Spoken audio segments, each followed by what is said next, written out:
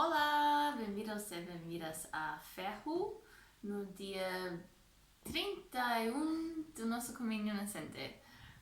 Isso é mentira, já não estamos em Ferro e hoje já é o próximo dia, o dia 32, pero isso é porque ontem foi um dia fantástico, pero muito longo e estava demasiado cansada no fim do dia para gravar um vídeo, assim que estou fazendo agora.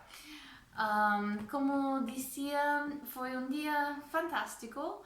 A melhor parte do dia foi amanhã, logo depois de sair do Castelo Novo.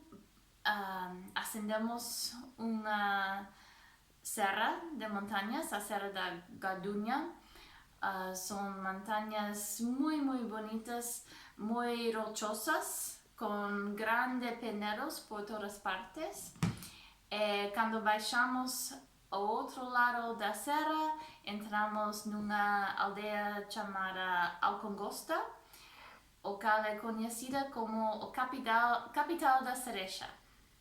Assim que aproveitamos de mais um dia de saborear as cerejas, as famosas cerejas desta região, da Cova da Beira.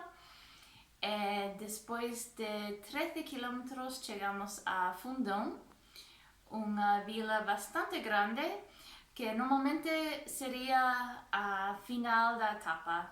O itinerário normal é de dormir em Soalheira, depois Fundão e depois Ferro.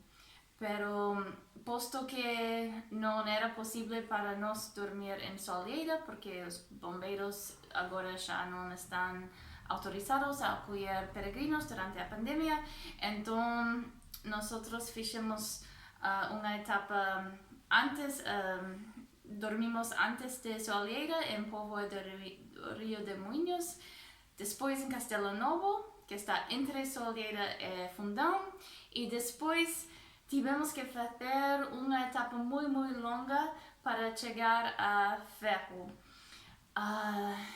Fundão tem muitos serviços, tem sentido como uma final de etapa, porque há muitos restaurantes e alojamento, e há 2 restaurantes vegetarianos, então jantamos num deles, chamado Ananda Café, que foi muito bom.